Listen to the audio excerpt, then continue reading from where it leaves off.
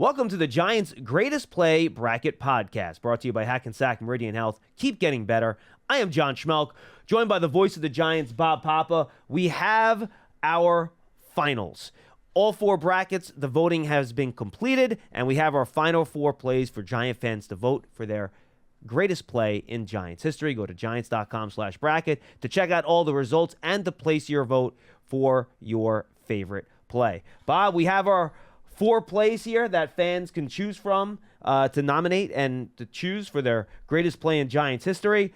The four plays, we have, no surprise, the helmet catch, Eli Manning to David Tyree in Super Bowl 42 to help sustain a drive that eventually gives the Giants the lead and the victory. You have Victor Cruz's 99-yard touchdown against the Jets, which helped send the Giants to the playoffs in 2011. You have the Eli Manning, Mario Manningham catch down the sideline on the first play of the Giants' game-winning drive in the fourth quarter of Super Bowl 46.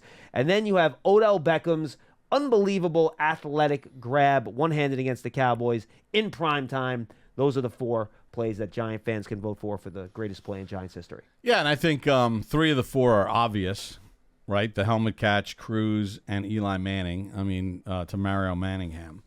But it's interesting because, John, I think there's a little age bias in the blue bracket as far as Odell Beckham Jr.'s catch winning that bracket. Now, greatest plays in Giants history. Well, certainly it is a great play, and it is an amazing athletic feat, and it's something that sent Odell Beckham Jr. from being a really good wide receiver with the New York Giants to superstardom in an instant, right? LeBron's tweeting, everything, it went viral. And what he was able to do individually while he was being interfered with, to catch the ball along the sideline, get both feet in, and actually score a touchdown and never lose control of the ball, is one of the great athletic feats that you'll ever see in the NFL. The reason why, though, I wouldn't vote this as the greatest play in this bracket is because I think when we're talking about greatest plays, you're not just talking about greatest individual efforts. You're talking about greatest plays in Giants history, and you have to put everything kind of into context. That play didn't help the Giants win the game. That play didn't help the Giants make the playoffs. So, hey, it was a great play. Michael Strahan made a great play in 1999 in Philadelphia with the pick six at the end of the season against Doug Peterson. An unbelievable play for a defensive end. But it was a season of non-playoff. It was, and that was in overtime to win. For me, the Hakeem Nicks Hail Mary was in the Final Four in this. And that was a great play. But there's an element of luck to that. And also, for some reason, the Green Bay Packers, it wasn't like Nicks made this unbelievable catch. It's like all the Packers mistimed their jumper, stayed away from the ball. He caught it relatively easy. He did. It's a significant play because it's a divisional playoff round, and the Giants went on to go win Super Bowl 46. And by the way, when you watch the Packers walk off the field after that Hail Mary catch, you could tell that game was over. They were not going to come back and win that game. We could feel it in Lambeau Field. Absolutely. The final score doesn't indicate how much the Giants dominated that game. See, for me, the Bavaro carrying the 49ers, here's the reason why that could have beaten the catch. The Niners were established now as a Super Bowl team. The Giants were on the rise after 84 and then losing to the Bears in 85. And the Giants were now becoming one of the big dogs in the NFC with the Bears, the 49ers, and the Washington Commanders, I guess we'll call them that, sure, just for correctness. The team that played in Washington back then. How about that? And this was like, you're down 17-0 in prime time on Monday Night Football, and the road might have to go through these guys to get to your first Super Bowl. And you're down 17-0 at halftime in a season in which you went 14-2. And Bavaro's catch and run and carrying of Niners is epic. It lives till this day. You see it replayed all the time, and it spurred this team on. And not only did it spur the team on, but the Giants came back and won this game in San Francisco, which kept their streak going during the regular season of wins and gave them all the confidence in the world that if they played the Niners in the postseason, that they would handle them, which they did. I think this is a great play in Giants history that spurred the team on to their first Super Bowl. And that was the play that the catch knocked out in the finals. But to me, Bob, and I know you agree with me, it was the play that the catch knocked out in the Final Four that I thought was going to win this bracket when we put it together, the Mark Ingram 3rd and 13 in Super Bowl 25. Yeah, I thought that this bracket, when I looked at it initially, I said 3rd and 13 and Bavaro 49ers will square off for the winner of this bracket. And I said to myself, I'll have no issue whichever one won it. Agreed. Now, let's go to 3rd and 13 for our younger fans out there. So, Super Bowl 25, the Giants had to play a certain way. We all know the stories about how Bill Belichick, the defensive coordinator, said, we got to let Thurman Thomas get 100 yards. Their fast break offense, it's too much. Boom, boom, boom, boom, boom. So the Giants are trailing 12-3 late in the first half, and they go on this fast drive by Giants standards, 3 minutes and 40-something seconds. 324, 10 plays, 87 yards. Yeah, that's very un-Giant-like to go down the field that fast at that time. So they go down the field, and Stephen Baker, the touchdown maker, gets the touchdown catch. So the Giants go to the locker room down 12-10. Come out, they get the ball to start the third quarter. And, John, it's a 9-minute and 29-second drive. Yep, 14 plays, 75 yards. And the 3rd and 13, the Giants have the ball 3rd and 13 at the Buffalo 32-yard line. Now, it's not like Ingram got open and got the first down. They threw it underneath to Mark Ingram, who danced and juked and had people hitting him and grabbing him, and he's pulling a potential tackler and dragging him along, hopping around on one leg to get the first down for the Giants. Now, later in that drive, Otis Anderson would score a touchdown. The Giants would go up 17-12 at this point. If Ingram gets tackled anywhere short of the sticks, let's say he gets 7 yards or 8 yards, Matt Barr's coming out to kick a 41, 42-yard field goal that would have put the Giants up by only 1 point, 13-12. Plus, it would have cut short the drive, and Buffalo would have gotten the ball and got their offense back on the field. But because this drive played out so long, basically from the end of the second quarter to the end of this drive in the third quarter, the Giants used 14 minutes of game clock. That's almost an entire quarter of the Super Bowl where Buffalo's offense and Jim Kelly and Thurman Thomas and Andre Reed and James Lofton were just sitting on the sidelines watching. And then you couple the halftime ceremony and everything that happened in between. It was well over an hour and 15 minutes before Buffalo's offense ever ran another snap. This Ingram play, from an individual standpoint, a heart standpoint, important strategic standpoint, to me, this play should have gone against Bavaro, and if I was voting, I would have voted for the Ingram play because it took an unbelievable individual effort. Just like Odell had an unbelievable individual effort, Ingram's heart and unbelievable effort helped the Giants win Super Bowl 25. So to me, that play should have won this bracket. Yeah, and it might be a little strong to say that the Giants were conceding, not getting the first down there, and they're going to kick the field goal, take the lead, and be happy about it. But when it's 3rd and 13, and you throw a 6-yard pass, and by the way, he caught it standing still. He's not catching it on the move. You're kind of throwing that pass to kick the field goal, but it was Ingram's individual effort that let them get the first down, score the touchdown. Remember, the Giants only win this game by 1 point, 20-19. So that touchdown, the field goal there, Bob, that's the difference between a win and a loss. Absolutely. And then as the game wore on, Buffalo somehow figured out that, they're letting us run. And then they finally did, and then Everson Walls made a big tackle, which set up the Norwood field goal from wherever that missed. Wide right. But to me, the Ingram 3rd and 13 here, with all due respect to Odell's individualness was unbelievable. But Ingram's selflessness and his desire to win and not just settle for the 6-yard game and a more makeable field goal from Matt Barr, but like, heck, I'm going to go get this first down. That epitomized that team, which is why they were Super Bowl champions. Yeah, Odell's catch might go down as one of the best individual feats in terms of catching the football in the history of the league, let alone the New York Football Giants. But it's the context and the meaning of the play in Giants history that makes the difference there. All right, Bob, let's jump over to the red bracket. Eli Manning to Mario Manningham, no surprise, sideline catch in Super Bowl 46, and that helped set up the game-winning score late there, Bob. And, we talk about the individual feat and the difficulty of the Odell catch. This, to me, is the precision play in the final, in our final championship group here, where it had to be a perfect pass by Eli, had to be a perfect catch by Manningham. You couldn't bobble this for a second. He had to get his feet in. The safety's a foot away, storming over from the middle of the field. Everything had to be done perfectly in terms of timing and execution to make this play work, which helped set up the Giants' game-winning touchdown in Super Bowl 46. Yeah, I mean, it was the drive starter right out of the gate. I thought the Giants were the better team going into that Super Bowl. There was that famous Vince Wilfork where he drew a penalty in the second quarter.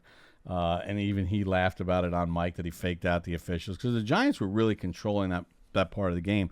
But then New England found their footing, and this game was, it was epic again.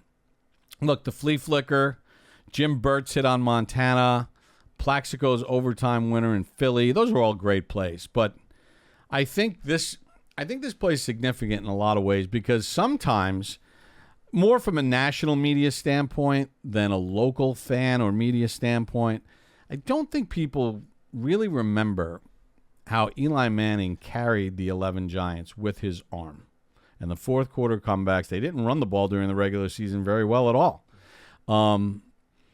And this throw kind of is almost like the cherry on top of the sundae because he scans the field.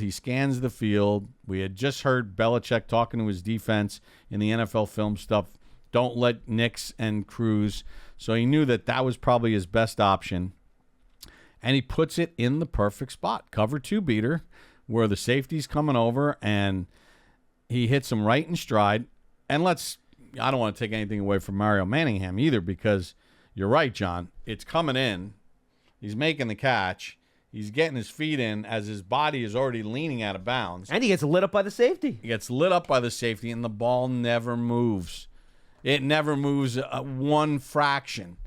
And, all the Patriots are like, incomplete.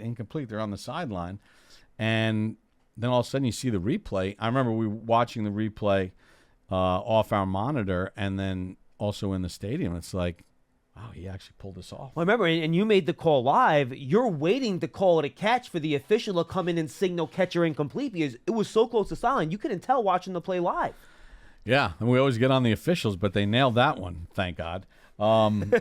But yeah, to me that's a kind of an easy winner in the red bracket. Yeah, and it knocked off Plex's game winner in Super Bowl 42. Obviously, a super important play. It's the game-winning touchdown, but it was just such an easy catch and throw. Obviously, a great move by Burris to put the move on the cornerback. There's the whole backstory where they knew they were going to cover slant based on game film, so that play was going to be open. But obviously an important play, but just the precision and difficulty of the Eli Manningham sideline catch certainly brings home the victory there. All right, let's go to the gray bracket, Bob. And there was no, to me, obvious play in this one when we put this together and we were trying to figure out which play was going to come out. There wasn't a Super Bowl game-winning catch. There wasn't some NFC Championship game, game-winning touchdown. There's another play in there that's kind of important from a championship game.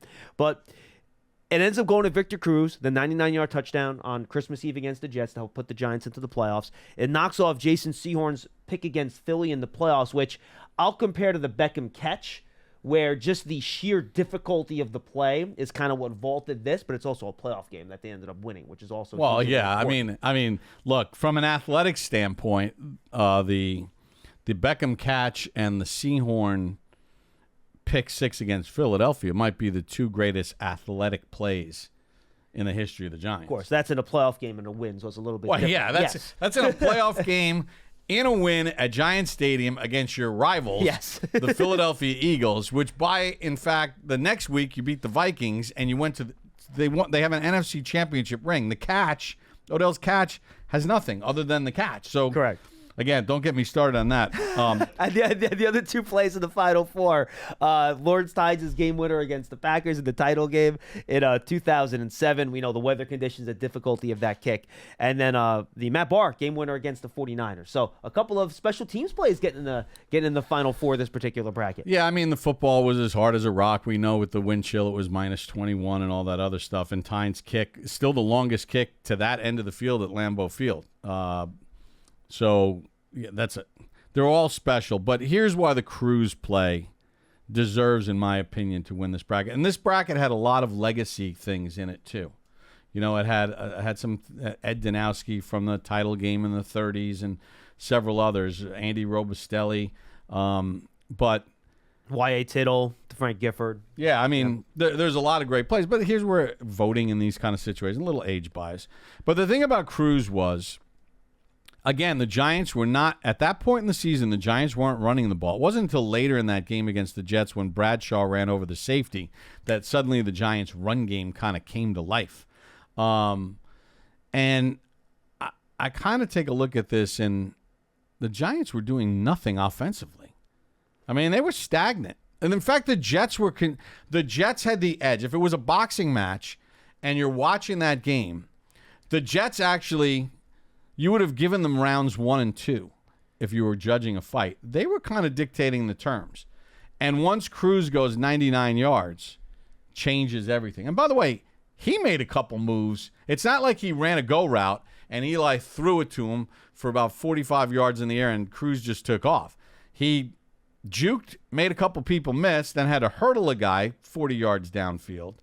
But for me, the reason why this is a proper winner is because although it was a regular season game, it was a playoff game.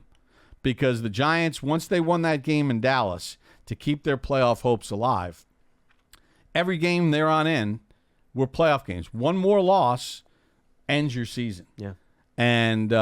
And that set up then the following week and the home game against Dallas to decide the NFC East. So I think that's a very proper winner in that bracket. Two other plays, by the way, in this bracket I want to bring up, Bob, very quickly. Another play in that 2011 season, the Jason Pierre-Paul blocked field goal against Dallas, because that Cruz play against the Jets doesn't mean anything unless JPP doesn't block that Dan Bailey, right? Dan Bailey kicking against Dallas. At that point, he had made like 30 straight field goals. Like, it was going to go in. And if he doesn't block that kick, they lose to Dallas. They're probably not even in playoff contention when they get to that Jets game. So that was a very key play earlier in the year. Right, and not to mention JPP was dominant in that game. Yeah. He was unstoppable. The blocked field goal was the icing on the cake. But I think the other thing about that game was, how about Eli and the Giants' offense putting up a barrage of points in the last 5 minutes of the game? It's true. Cruz's play is an individual play that's wrapped in this team on the way to a championship. So I could see why that was a winner. And then the other play, and the Cruz play actually knocked this out in the second round of this particular bracket. And this play doesn't get talked about enough to me. And we have the Matt Barr game winner in the mix here. Well, how about the play that set that up, right, Bob? The Eric Howard forced fumble, where the Niners are running out the clock here. And if Eric Howard doesn't force this fumble, the Giants don't win that game. That is how often do you see, guys, when you're watching a game late in any era of football, where a team, all they got to do is run the ball 3 times and get 1 first down? It's one thing to force a punt and get a stop, right? It's another to strip the ball, force a fumble, and put your kicker in position to win the game where you don't have to get a first down. That is a hugely important play in Giants history. They don't have a Super Bowl without it. Yeah, I mean, I think the Eric Howard forced fumble. And remember something, Roger Craig was as secure a ball carrier as there was in the NFL. He was not a guy that fumbled a lot. Montana had been knocked out of the game at this point. Steve Young is in. They're being conservative.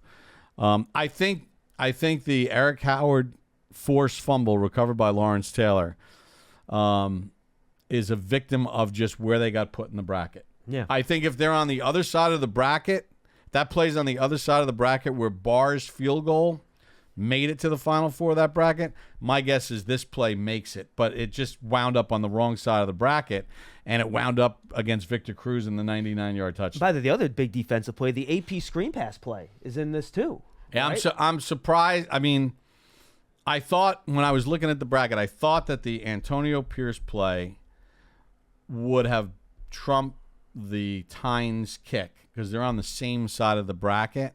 Same game. And without Antonio Pierce's play, we might not ever get that kick. But, again, the conditions in Lambeau, but the Antonio Pierce play, to me, is one of the great defensive plays in Giants history. Well, in fact, you can make the argument, Bob, that maybe the two most significant defensive plays in Giants history in terms of going to a Super Bowl are in this bracket. Right. Like, you get much bigger than the Howard play and the AP plays in terms of defensive plays, getting your team to the Super Bowl. Those are, I mean, I think probably in all the brackets, those might be the two biggest defensive plays. I agree. But I thought the AP would make the Final Four, because if he doesn't make that play on that screen pass in the flat with three blockers in front of him, it's wide open to the end zone, and the Giants might not win that 07 NFC Championship game. All right, the final bracket, Bob, the white bracket. And the reason we made this the white bracket is because the Giants were wearing their white jerseys when that's why. I was wondering how the color schemes got there. Yeah, we had some conversations. Some of them were tough because there's not many, they're not wearing gray jerseys and any of these. So that was kind of like the last one. I just make it gray. But the other ones, we tried to match up the uniform color a little bit with some of the big plays. So you have the helmet catch coming out of this, Eli Manning to David Tyree, a play that, again, sustained the drive, kind of similar to the Mark Ingram play, right? It wasn't the game-winning. It wasn't the scoring drive, play on that drive, but it kept the drive alive to set up a score later. Just an unbelievable catch by David Tyree after Eli Manning. It might be his best sack escape in his career, and he saves it for the Super Bowl to set up the game-winning touchdown. Not a surprise. That comes out of the white bracket, but it did have some great competition. You have some really iconic Giant plays here. You have all defense, by the way. Yeah, the Leonard, we talk about big time defensive plays, right? The Leonard Marshall hit on Joe Montana that knocked him out of the game and really changed his career in a lot of ways. Joe Montana, with the way he got hit on that play. The George Martin 78-yard pick six, and then the LT pick six on Thanksgiving. A lot of iconic Giant defensive plays there, but they lose out to the helmet catch in the Final Four of this bracket. Yeah, I mean, the LT play is great. It was not the brightest period in Giants history, but he made an unbelievable play, and it was Lawrence Taylor. And I can see why it made it as far as it made it. The George Martin play, here, I'll put this into context again. In the 86 season, the Broncos, led by head coach Dan Reeves and John Elway, were considered one of the top teams in the AFC, if not the top team.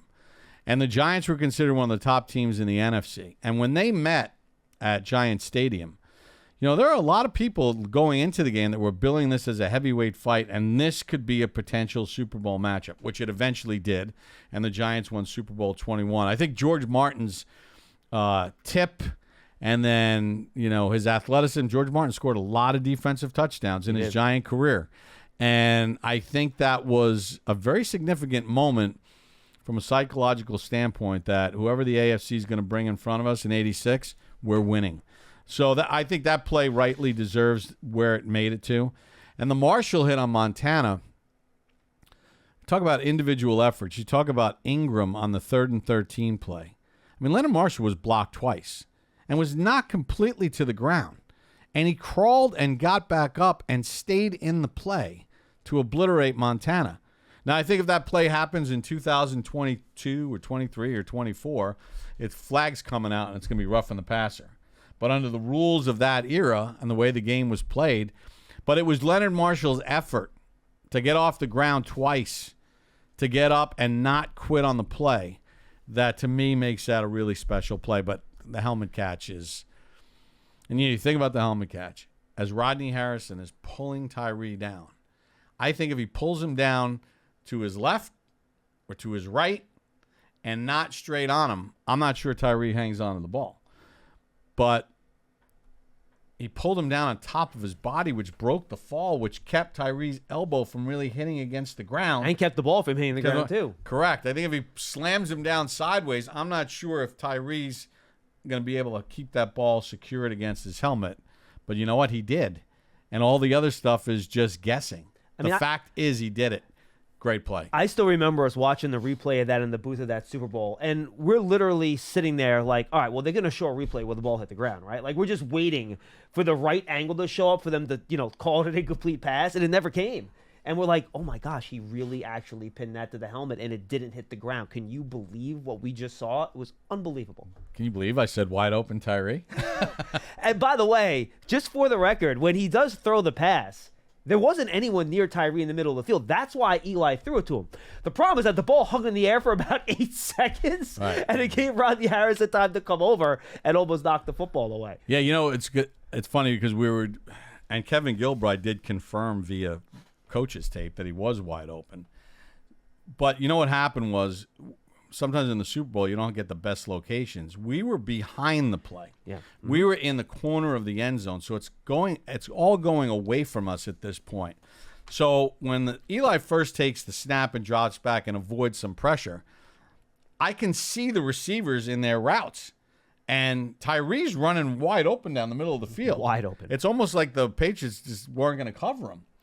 So I in my head, I'm like, oh, my God, Tyree's open. But I'm calling Eli avoiding the sacks. And then when he heaves it down the middle, I say wide open, obviously with the arc on the ball. And by the time Eli didn't get to it for about 3 seconds after Tyree was wide open because Eli was playing, Matador, trying to avoid defenders.